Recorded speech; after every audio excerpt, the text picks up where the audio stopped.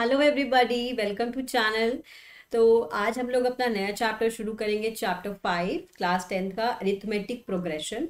ठीक है, तो चैप्टर को शुरू करने से पहले हम लोग कुछ अपने डे टू डे लाइफ के कुछ पैटर्न देखते हैं, जहाँ पे हम लोग ये चीज़ों को फील कर सकते हैं कैसे अरिथमेटिक प्रोग्रेशन यूज होता है। ठीक है, जैसे देखो आप लोग को ये फिगर दिखाई दे रहा है, तो यहाँ पे आप लोग देख सकते हो कि कुछ ये क्यूब्स है जिनका क्यूब्स एक के ऊपर एक रखे हैं। तो यहाँ पे जो फर्स्ट वाला जो रो है, हमारा फर्स्ट वाला जो कॉलम है, वहां पे एक क्यूब रखा हुआ है।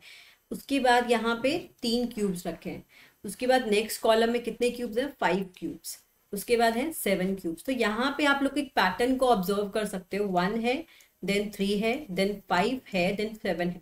तो जो इंक्रीज हो रहा है ना हर कॉलम में, वो कितने का हो रहा है? एक यूनिफॉर्म इंक्रीज हो रहा है। यहाँ पे भी +2 हो रहा है, यहाँ पे भी +2 हो रहा है, यहाँ पे भी +2 हो रहा है। तो एक यूनिफॉर्म पैटर्न में इंक्रीज हो रहा है। ठीक है, सिमिलरली यहाँ पे कुछ और एग्जांपल्स है, जैसे कि ये वाला। ठीक है, ये हमारे पास स्टैक ऑफ कॉइन्स रखे हैं। तो यहाँ पे जो फर्स्ट स्टैक है, इसके अंदर 2 है हमारे पास, फिर 5 है। तो you here also you can see that first 2, then 5, then 8, then 11, then 14। तो here also you can observe the pattern, that is पहले 3 बढ़ रहा है, फिर वापस से +3 हो रहा है, फिर वापस से +3 हो रहा है। तो एक यूनिफॉर्म जो नंबर है उसमें हमारा जो है इंक्रीमेंट हो रहा है। ठीक है, तो we can say increment as well as decrement. ठीक है, इंक्रीमेंट भी हो सकता है और डिक्रीमेंट भी हो सकता है। जैसे आप देखो, अगर इसको नीचे से ऊपर देखें हम लोग, कि पहले देखो 15 लगे हुए थे, जो नीचे सब सरफेस जो सरफेस लेवल था, वहां पे ये 15 जो भी रखे बॉल्स रखे हैं आई गेस।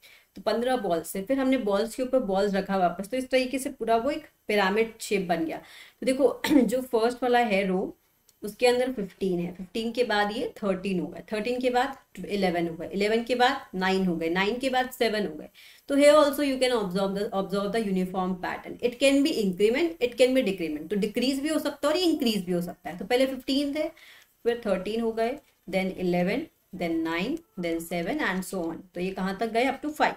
देखो यहाँ पे पहले जो है ये इंक्रीज हो रहा था, 2 से 5 हुआ, ये प्लस हुआ। तो यहाँ पे अब क्या हो रहा है? डिक्रीज हो रहा है। तो -2 हो रहा है ना, कम हो रहा है तो माइनस, और कितने से हो रहा है? 2 से हो रहा है, तो दिस विल बी -2। तो यहाँ पे डिक्रीमेंट हो रहा है -2 से। ठीक है, तो हर जगह 2 से डिक्रीज हो रहा है। ठीक है, तो बेसिकली अरिथमेटिक प्रोग्रेशन क्या हुआ? प्रोग्रेशन, तो सबसे पहले इसमें वर्ड आता है प्रोग्रेशन। प्रोग्रेशन मतलब बढ़ना, मतलब टर्म्स बढ़ रही हैं, बढ़ भी सकती है, और it can be decrement as well. ठीक है, तो टर्म्स है ना, तो अरिथमेटिक प्रोग्रेशन जो है is a kind of pattern, एक तरह का पैटर्न है इन विच द इंक्रीज और decrease in the consecutive term is always a fixed और अ कांस्टेंट नंबर। मतलब जो इंक्रीज हो रहा है या जो डिक्रीज हो रहा है, it will always be a fixed, always fixed होगा, कभी भी चेंज नहीं होगा। क्योंकि होता क्या है, जब भी हमारे पास फिक्स्ड, हमेशा जब भी फिक्स्ड फॉर्म में हमारे पास इंक्रीमेंट या डिक्रीमेंट हो रहा है, तो उस केस में क्या होता है, पैटर्न को ऑब्जर्व करना और भी ज्यादा आसान होता है। ठीक है, तो अब देखो यहाँ पे कुछ एग्जाम्पल्स दिए हुए हैं अरिथमेटिक प्रोग्रेशन के, जैसे कि जो पहले वाला 1 में 1 के बाद आया 2, 2 के बाद आया 3, 3 के बाद आया 4। तो 1, 2, 3, 4। तो 1 में क्या हुआ? +1 हुआ। 2 में क्या हुआ? +1 हुआ। 3 में क्या हुआ? +1 हुआ। तो इस टाइप से +1। तो ये जो डिफरेंस, ये जो कॉमन डिफरेंस आ रहा है ना, जितने भी नंबर से हम ये जो फिक्स्ड नंबर से बढ़ा रहे हैं, फिक्स्ड नंबर या कांस्टेंट नंबर से बढ़ा रहे हैं, इसको हम क्या बोलते हैं? Common difference. क्या बोलते हैं? Common difference. And usually denoted by D. ठीक है, this is my common difference. Common difference बोले तो जैसे देखो, हमने जो सेकंड टर्म लिखा 2, 2 को हमने क्या लिखा? 1 में हमने +1 किया, तो we can write this as 2 - 1 is equals to 1। तो कॉमन डिफरेंस मतलब जो कंसेक्यूटिव टर्म्स का जो डिफरेंस है, that is my common difference. Similarly 3 और 2 का डिफरेंस भी क्या होगा? Common difference. 4 और 1 का डिफरेंस क्या होगा? Common difference. अब देखो नेक्स्ट सीक्वेंस, देखो जो हमारा नेक्स्ट पैटर्न है वो क्या है? 3, 3, 3। तो एक भी नंबर से डिक्रीज या इंक्रीज नहीं हो रहा, मतलब जो कॉमन डिफरेंस है वो 0 है, ना तो बढ़ रहा है ना घट रहा है। ठीक है, 3 है तो 3 रहेगा, तो ये क्या होता है? कांस्टेंट नंबर से चेंज हो रहा है। ठीक है, कांस्टेंट क्या है? 0। तो यहाँ पे 0 क्या है? कॉमन डिफरेंस जाएगा। फिर 40, 35, 30 एंड सो ऑन। तो यहाँ पे क्या हो रहा है? डिक्रीमेंट हो रहा है। तो this is also a arithmetic progression. ठीक है, अब देखो यहाँ पे नेक्स्ट चीज क्या आती है, जो भी हमने टर्म लिखा, जैसे सीक्वेंस लिखा मैंने, टर्म्स लिखा 1, 2, 3, 4, 5 एंड सो ऑन। तो ये जो ये टर्म है, जो सबसे पहली टर्म, इसको हम बोलते हैं फर्स्ट टर्म। क्या बोलते हैं इसको? First term. ठीक है, A2 is my second term, this is my second term, and similarly this will be my third term, this is my fourth term। ऐसे जो लास्ट टर्म है, सपोज ये करते करते करते करते एन पे खत्म हो गई। एन कोई भी नंबर हो सकता है, 20, 30, 40, 50, 1 लाख, 10 लाख, एनीथिंग। ठीक है, तो लास्ट टर्म जो है वो एन है कुछ, तो इसको हम क्या बोल देते हैं? nth term. क्या बोलेंगे इसको? nth term. So in this AP, in any AP, first term is always A1 and second term is always A2। like ये क्या है? एक नोटेशन है रिप्रेजेंट करने की। अगर पूछा जाए यहाँ पे A1 क्या है, तो A1 we will say that it is 1। जैसे कि सपोज करो तुमने ये वाली सीक्वेंस लिखी टर्म्स, इसको हम बोलते हैं, ये जो सारी ना टर्म्स होती हैं। ठीक है जैसे तुमने एक सपोज पैटर्न लिखा 2 5 8 2 5 8 11, 3 3 से चेंज हो रहा है ना, 2 + 3 3 11 12 13 14।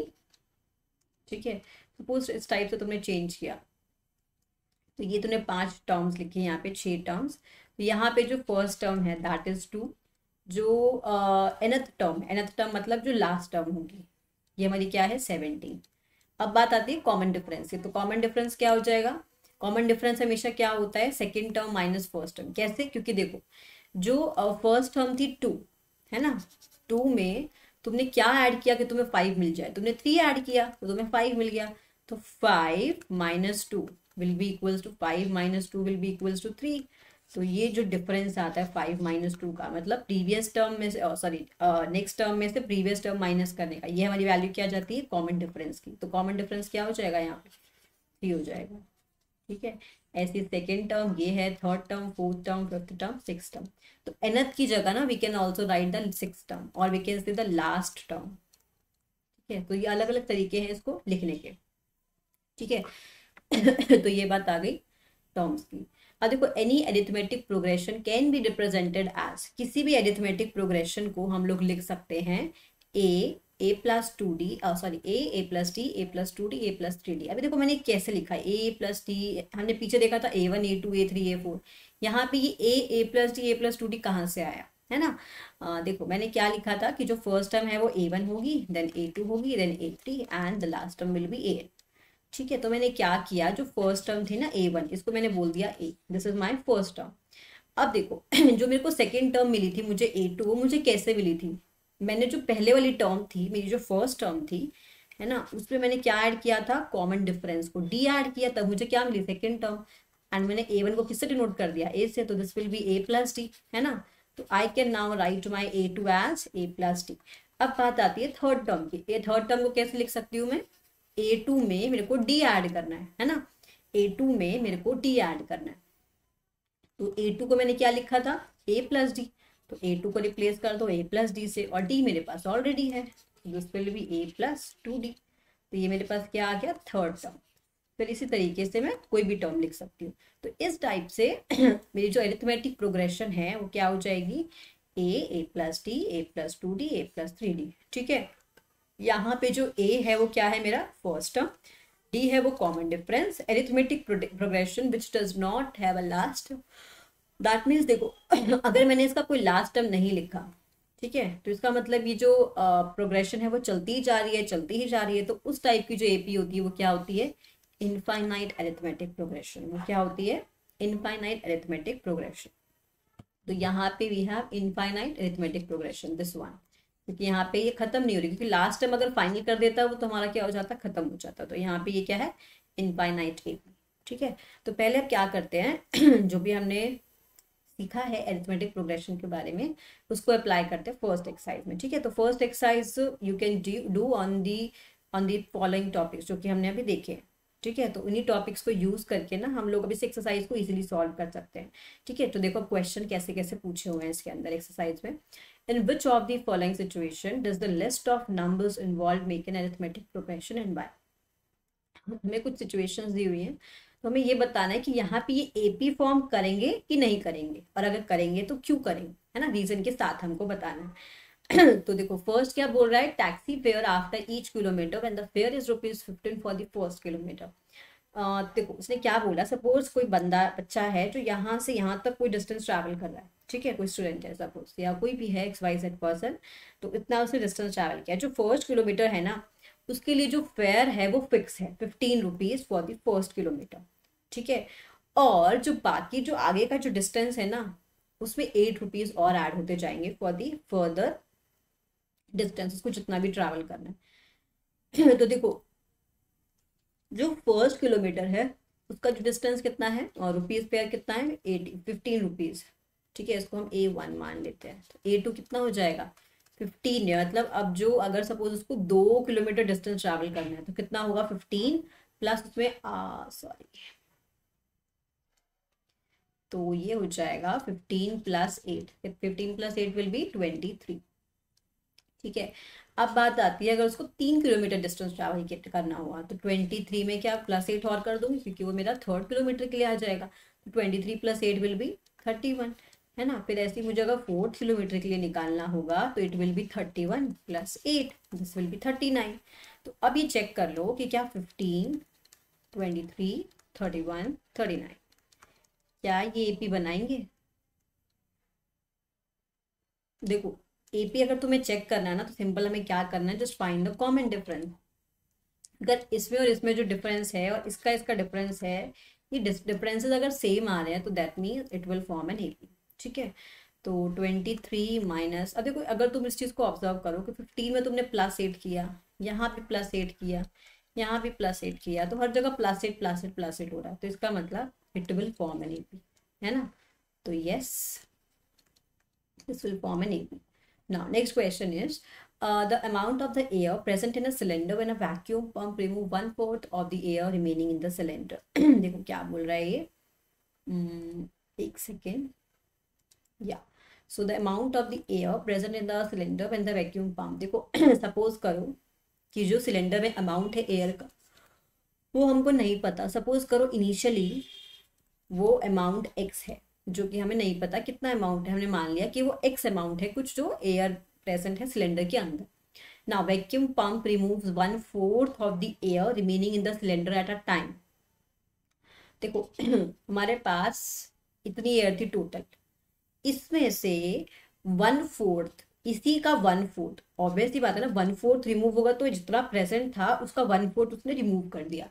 तो अब जब 1/4 रिमूव हो 1/4 अगर रिमूव हो गया तो दिस विल बी 3x/4, कितना बचा, अब प्रेजेंटली सिलेंडर में इतना है, ठीक है। तो अब देखते हैं कि अब थर्ड टाइम पे जब वापस से 1/4 रिमूव करेगा तो कितना बचेगा, ठीक है। इनिशियली जो भी था उसमें से वापस 1/4, इसका 1/4 रिमूव कर दो वापस से, दिस इज 16। तो ये कितना आ जाएगा, एक काम करते हैं कॉमन ले लेते हैं इसमें से 3x/4, तो ये आ जाएगा 3/4, तो 3/4 का होल स्क्वायर इंटू x, ठीक है। अब इतना बचा है सिलेंडर में, अब फोर्थ टाइम पे कितना होगा, जितना अब बचा हुआ है ना 3^2/4^x, इसमें से माइनस कर दो, इसका भी 1/4, इसका भी 1/4, वापस से क्या जाएगा 3/4 का क्यूब इंटू x, ठीक है। सो बेसिकली जो टर्म्स है ना देखो वो ये आएंगी, x 3x/4, 3/4 का होल स्क्वायर x, 3/4 का होल क्यूब x, मतलब इतना इतना हर पंप के बाद जो है वो सिलेंडर में इतना इतना एयर बचेगा हर टाइम पे। ठीक है, तो कॉमन डिफरेंस निकाल लो, तो कॉमन डिफरेंस क्या आएगा, 3x/4 माइनस एक्स, कितना आएगा -x/4। फिर क्या करो, वापस से एक और डिफरेंस निकाल लो इन दोनों का, जब देखोगे इन दोनों का डिफरेंस निकालोगे ना तो दिस विल बी डिफरेंट। तो अगर कॉमन डिफरेंस जो है सेम नहीं आ रहा तो इसका मतलब ये AP नहीं फॉर्म करेगी, this is not an AP, ठीक है। तो बस सिंपली कॉमन डिफरेंस है, you can easily answer the question कि AP बनेगा कि नहीं बनेगा, ठीक है। अब देखो क्या बोल रहा है, the cost of digging a well after every metre of digging when it cost 150 for the first metre, ठीक है। एक 150 है for the first metre and raises by 50 rupees for each subsequent metre. तो 150 है फर्स्ट के लिए, okay, so I think I should change this, या so A1 is 150, ठीक है। अब जो सेकेंड वाला होगा उसके लिए कितना होगा, सेकेंड वाला मीटर, जो सेकेंड मीटर होगा उसमें 50 रुपये और बढ़ जाएंगे, तो इट विल बी 200। फिर जो थर्ड मीटर होगा उसके लिए जब डिग करेंगे तो इट विल बी जो प्रीवियस वाला होगा उसमें फिर से 50 रुपये और ऊपर देने पड़ेंगे, 250 हो जाएगा। फिर नेक्स्ट मीटर के लिए 250 में और 50 रुपीज ऐड कर देंगे तो इट विल बी 300। तो here you can see that 50 रुपये से इंक्रीमेंट हो रहा है, फिर वापस 50 से ही हो रहा है, फिर वापस से 50 से ही हो रहा है। तो कॉमन डिफरेंस क्या आ गया? Common difference is 50। तो इसका मतलब it will form an AP. तो yes, it is an AP. ठीक है। Now, next question is the amount of money in the account every year when rupees 10,000 is deposited at a compound interest 8% per annum. देखो initially जो amount था ना bank में, initially जो amount था वो बैंक में वो कितना है? That is 10,000। ठीक है। अब देखो ये हमने A1 मान लिया। अब जो सेकेंड ईयर में होगा, देखो हर ईयर पे कितना लग रहा है? 8% का इंटरेस्ट है। तो 10,000 में 8% इंटरेस्ट लगा दिया। कितने पे? 10,000 पे। तो ये कितना हो गया? 10,800, है ना। तो नेक्स्ट ईयर में इतने रुपीज हो गए मेरे पास। अब आती है बात थर्ड ईयर की। थर्ड ईयर में कितना होगा? अब जो इनिशियली प्रेजेंट है ना, क्योंकि कंपाउंड इंटरेस्ट है, तो इसका मतलब अब जो नेक्स्ट ईयर में जितना आएगा उस पर वापस से तुम्हें इंटरेस्ट इतनी नए वाले अमाउंट पे इंटरेस्ट लगेगा, है ना। तो कंपाउंड इंटरेस्ट में क्या होता है? जो नया हमारा इंटरेस्ट, जो नया हमारा अमाउंट आता है उस पर अब इंटरेस्ट लगेगा। दिस विल बी 8/100 इंटू 10,800 पे अब इंटरेस्ट लगेगा। So this will B now this will B 10,800 plus 108 into 8, 8 into 64, 068। ठीक है। तो 864, दिस इज 46, 886, है ना, 8, 8, 16, 1 एंड देन 1। तो ये हमारे पास आ गया थर्ड ईयर का अमाउंट। ठीक है। देखो फर्स्ट ईयर का अमाउंट, सेकेंड ईयर का एंड देन थर्ड ईयर का। तो you can find the common difference and let me know in the comment section कि इसका जो ये सिचुएशन में है ये एपी फॉर्म होगा कि नहीं होगा। ठीक है। You have to answer me in the comment section, ये एपी होगा कि नहीं होगा। ठीक है ना। चलो अब देखते हैं कुछ एपी के टर्म्स लिखने हैं हमको, क्योंकि हमें पता है कि अगर हमको कॉमन डिफरेंस दिया है, अगर कॉमन डिफरेंस दिया है तो we can easily write the frequent subsequent terms of the AP. ठीक है। तो हमें निकालना है first 4 terms of the AP when the first term A and the common difference is given to us. ठीक है बात। तो we can easily calculate that अगर हमें कॉमन डिफरेंस और ए अगर हमको दिया है। तो देखो फर्स्ट क्वेश्चन में ए इज इक्वल्स टू 10 और डी इज इक्वल्स टू 10। देखो ए अगर 10 है तो हमने क्या देखा था कि जो एपी की जो टर्म्स है वो क्या होंगी? ए प्लस डी, ए प्लस 2d, ए प्लस 3d, है ना। और इस तरीके से लिखते जाएंगे। तो फर्स्ट टर्म अगर 10 है, 10 में मुझे कितना ऐड करना है? डी क्या है? 10। तो फर्स्ट 10 में 10 ऐड कर दो, 20 फर्दर 10 ऐड कर दो तो 30, फर्दर 10 ऐड कर दो 40। हमें 4 टर्म्स लिखनी है तो दीज आर दी 4 टर्म्स। ठीक है। नेक्स्ट में क्या है? कॉमन डिफरेंस 0 है, तो मतलब -2 से अगर स्टार्ट होगा तो कुछ ना इंक्रीज करना है ना डिक्रीज करना है। तो ये क्या रहेगा? सेम ही रहेगा। This is my another AP. अब देखो क्या करना है, 4 से स्टार्ट करना है। अब देखो यहाँ पे 4 से स्टार्ट करना और माइनस में जाना है 3 में। देखो अगर प्लस में जाते हैं तो हम लोग बढ़ा देते हैं, 4 से 7 हो जाता, 7 से 10 हो जाता। अब हमें क्या करना है? डिक्रीज करना है। तो जैसे अगर नंबर लाइन है, ये सपोज 4 है, तो 3, 2, 1, 1 पे आ जाएंगे। फिर क्या करना है? फर्दर हमको 3 से घटाना है। तो ये क्या है? 0, -1, -2। तो -2 आ जाएगा। फिर वापस 3 से घटाना है, 1, 2, 3। तो -3, -4, -5। तो इस टाइप से तुम नेगेटिव साइड में जाके 3 घटा सकते हो। -3 का मतलब ये हो। ठीक है। नेक्स्ट इज, तो इसको तुम प्रॉपर तरीके से लिख दोगे कैसे कि अगर ए मेरा A1 अगर -1 है, डी मेरा 1/2 है, तो मैं इसको लिख के दिखा देती हूँ कैसे इसको प्रॉपर लिखना है। तो A2 will be A2 will be A1 plus D, that is -1 plus 1/2, that is -½ so A3 will be A2 plus D, है ना। जो A2 में प्लस डी लिख लो या फिर A1 में प्लस 2d लिख लो, एक ही बात है। You can write it like this as well. ठीक है। सो A1 A2 में प्लस डी करना है तो it will be 0। A4 is A3 में प्लस डी करना है। तो these are the 4 terms of the AP. ठीक है। ये मेरे पास 4 टर्म्स हो जाएंगी इस एपी की। ठीक है। अब देखो मुझे क्या करना है, for the following APs right the first term and the common difference. In APs के लिए मुझे क्या करना है, फर्स्ट टर्म लिखना है and then we have to write the common difference. ठीक है, देखो फर्स्ट टर्म कैसे लिखेंगे, फर्स्ट टर्म है 3, सो फर्स्ट टर्म इज 3, हम लिख सकते हैं आराम से। कॉमन डिफरेंस क्या है, second term minus first term, तो second term minus first term, this is -2। Second term minus first term से निकाल सकते हो, और तुम क्या कर सकते हो, third term minus second term, बस कंसेक्यूटिव होनी चाहिए, तो दिस विल बी -2। ठीक है, तो ये मेरे पास हो गया डी की वैल्यू। ठीक है, नेक्स्ट इज 5 -5 -1 3 7। ठीक है, तो ए तो क्या हो जाएगा, A1 is -5 and common difference is -1 minus of -5, so 5 -1, तो डी की वैल्यू कितनी आ जाएगी, +4। ठीक है, now third part is 0.6 1.7 2.8 then 3.9। तो यहाँ से जो A1 की वैल्यू है this will be 0.6, now difference is 1.7। एक काम करा करो कि मतलब दो वैल्यू कम से कम डिफरेंस की निकाल लो, ताकि कंफर्म हो जाए कि एपी बनेगी भी कि नहीं बनेगी। ठीक है, -0.6 तो 1 एंड 1.1, एक और डिफरेंस निकाल लो 2.1 - 1.7, तो यहाँ से भी 1.1 आ रहा है। एक और निकालना चाहो तो यहाँ से भी निकाल सकते हो, इट इज ऑल्सो 1.1। तो हर जगह क्या है, कॉमन डिफरेंस सेम ही आ रहा है, तो सेम ही आ रहा है, तो इसका मतलब यहाँ से मेरा जो डी है वो 1.1 आ जाएगा, और जो मेरा फर्स्ट टर्म है वो मेरे पास आ जाएगा 0.6। ठीक है, so this is the value of A1 and D, first term and the common difference.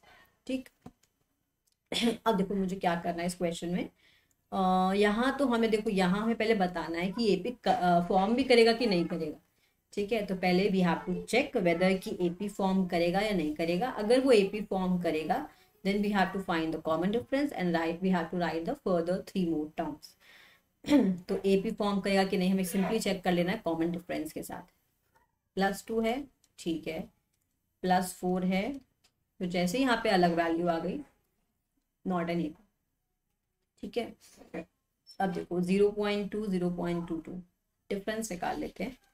First term तो यही है हमारी, common difference will be 0.22 - 0.20, this 0.0 0.02 is the common difference।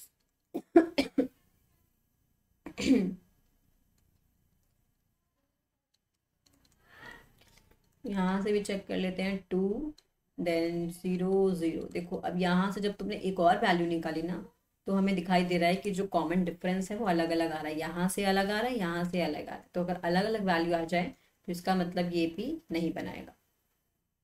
ठीक है, अब देखो यहाँ पे क्या किया है कि यहाँ पे देखो 0 है ना, ये इधर 0 है, ये 0 है। अगर प्लस की साइड जाता तो +4 होता, लेकिन ये माइनस की साइड में जा रहा है ना, तो इसका मतलब यहाँ -4 किया हुआ है, तो ये -4 किया हुआ है। फिर यहाँ पे फर्दर -4 रखा है, फिर फर्दर -4, तो हम बोल सकते हैं कि जो ये एपी है उसका कॉमन डिफरेंस है -4। ठीक है, उसकी जो फ्रीक्वेंट सब्सिक्वेंट जो टर्म्स हैं, आगे 3 मोर टर्म्स हैं, so we can write this as -16, क्योंकि 4 4 16 होता है ना, -12 के बाद -16 आएगा, क्योंकि हमें नेगेटिव साइड में जा रहे हैं। पॉजिटिव में जाते हैं तो +16 हो जाता है, नेगेटिव में जा रहे हैं तो -16, then -20, then -24। These are the 3 more terms of the given AP. ठीक है, अब देखो नेक्स्ट में देखो A से 2A पे जा रहा है तो +A हुआ, 2A से +3A पे जा रहा है +A हुआ, तो A में फर्दर A ऐड हो रहा है, हर टर्म में +A, 3A में +1 हो रहा है, और सॉरी +A हो रहा है, तो यहाँ पे फर्दर +A हो रहा है। तो कॉमन डिफरेंस का मतलब सेम है ना हर जगह, तो that means here common difference is A। और अगर सब्सिक्वेंट फर्दर 3 टर्म्स लिखने तो क्या हो जाएंगी, 5A then 6A then 7। Further कितनी भी टर्म्स को तुम लिख सकते हो यहाँ पे, 8 9 10 सारे, बस A प्लस करना है। ठीक है, अब देखो नेक्स्ट में देखो 2 square root of 2 square root of 8 square root of 18 square root of 32। इनको देख के लग रहा है कि इनका कॉमन डिफरेंस सेम नहीं आ सकता। ठीक है, तो हमें नहीं पता भी सेम आएगा कि नहीं आएगा, देखते हैं कि आएगा कि नहीं आएगा। तो फर्स्ट काम मुझे करना है, वो क्या करना है, मुझे स्क्वायर रूट्स को सिंप्लीफिकेशन फॉर्म में लिखना है, सिंप्लीफाई करके लिखना है। मतलब जैसे मेरे पास अगर 8 है तो 8 को आई कैन राइट 2 4 8, 2 2 4 एंड 2 1 2, तो उसको लिख सकती हूँ 2 का क्यूब, है ना। तो square root of 8 will be square root of 2 square into 2, that means 2 root 2। ठीक है, तो इसको अगर मैं फर्दर लिखूं तो ये कितना आ जाएगा, √2, 2 √2, और 18 को आई कैन राइट 3 √2, है ना, 3 √2, एंड 32 को I can write 16 2 32, so this will B 4 √2। ठीक है, तो अब ये देखो सारा √2 की फॉर्म में कन्वर्ट हो गया। जब ये √2 की फॉर्म में कन्वर्ट हो गया ना, तो अब मैं देख सकती हूँ कि √2 से इंक्रीज हो रहा है। √2 में जब तुम एक और √2 ऐड करोगे तो ये 2 √2 बन जाएगा। फिर 2 √2 में जब तुम फर्दर √2 ऐड करोगे तो ये 3 √2 बन जाएगा। 3 √2 में फर्दर प्लस √2 करोगे तो मुझे 4 √2 मिल जाएगा। तो इसका मतलब यहाँ पे एक कांस्टेंट वैल्यू से, एक फिक्स नंबर से ये वैल्यू क्या हो रहा है, चेंज हो रही है। तो इसका मतलब we can say that here the common difference is √2। √2 is my common difference here. अब √2 अगर कॉमन डिफरेंस है तो नेक्स्ट टर्म क्या होगी, 5 √2, then 6 √2, then 7 √2। These are the further 3 terms of the AP। ठीक है, now this is square root of 3, square root of 6। अब ये मुझे क्या करना है, आप लोग मुझे अपना होमवर्क में या कमेंट सेक्शन में you can tell me the answer कि AP बनेगा कि नहीं बनेगा। ठीक है, तो ये इसी तरीके से पहले इसको सिंप्लीफाई करो, अगर हो सकता है तो, अगर नहीं हो सकता देन इट इज फाइन। तो बताओ कि ये AP फॉर्म करेगा कि नहीं करेगा। अगर AP फॉर्म करेगा तो इसका D क्या होगा और इसकी फर्दर 3 टर्म्स क्या होंगी। ठीक है, चलो अब देखते हैं नेक्स्ट क्वेश्चन। यहाँ पहले पहले D कैलकुलेट कर लो। तो second term minus first term 20। Now further एक काम करते हैं, third term minus second term 20। फिर एक और निकाल लेते हैं 72 माइनस 52। तो इससे कंफर्म हो जाएगा कि हाँ हर जगह जो डी की वैल्यू है सेम ही आ रही है। अगर हर जगह डी की वैल्यू सेम आ रही है इसका मतलब this will form an AP। ठीक है, अब अगर ये AP बन रही है तो इसकी तो इसकी जो कॉमन डिफरेंस है ये 20 है, और इसके जो नेक्स्ट टर्म्स होंगे वो कितने हो जाएंगे, 52 में प्लस 20 किया 72, 72 में प्लस 20 किया तो 92 हो जाएगा, है ना। 92 में प्लस 20 किया तो दिस विल बी 2 एंड 1 1। ठीक है, इसमें फर्दर 20 को ऐड करोगे तो 20 को फर्दर ऐड करोगे तो 2 3 एंड 1 132। इस टाइप से ये 3 टर्म्स आ जाएंगे। यहाँ पे जो लास्ट केस है इसमें डायरेक्ट हमको दिखाई दे रहा है कि जो कॉमन डिफरेंस है वो 0 है, तो yes it will form an AP। और जो इसके फ्रीक्वेंट जो फर्दर 3 टर्म्स होंगे दैट विल बी -1/2, -1/2 एंड -1/2। यही 3 टर्म्स होंगे नेक्स्ट वाले। ठीक है, अब देखो ये फाइनल क्वेश्चन देख लेते हैं, ये वाला 12 52 72 73। देखो यहाँ पे इंक्रीमेंट कितना ज्यादा हो रहा है, फिर यहाँ पे 20 का हो रहा है, यहाँ पे बहुत ज्यादा है, यहाँ पे 40 का डिफरेंस है, फिर 20 का है, फिर +1 का है। तो ये कुछ इरेगुलर सा हमको दिखाई दे रहा है कि जो कॉमन डिफरेंस है, तो इसका मतलब it will not form an AP। तो ये हमारा AP नहीं बनेगा। ठीक है, तो यहाँ पे हम लोगों ने अपना फर्स्ट एक्सरसाइज का आपने पूरा सॉल्व कर लिया है। तो अगर आपको किसी और क्वेश्चन में, तो मैंने यहाँ पे कुछ कुछ पार्ट्स छोड़े हुए हैं जो कि एक्सरसाइज के हैं और जो एग्जाम्पल्स वगैरह है। तो अब आप लोग ये पूरा लेक्चर देखने के बाद you can do everything on your own. जो बचा हुआ पार्ट है तो you can complete that part. अगर आपको कोई दिक्कत आए तो मुझे कमेंट सेक्शन में आप बता सकते हो कि अगर किसी क्वेश्चन में आपको दिक्कत है तो I will answer that part also. ठीक है, तो नेक्स्ट क्लास में हम लोग अपने नए टॉपिक के साथ मिलेंगे। ठीक है, तो आज की क्लास में इतना ही। Bye bye, thank you.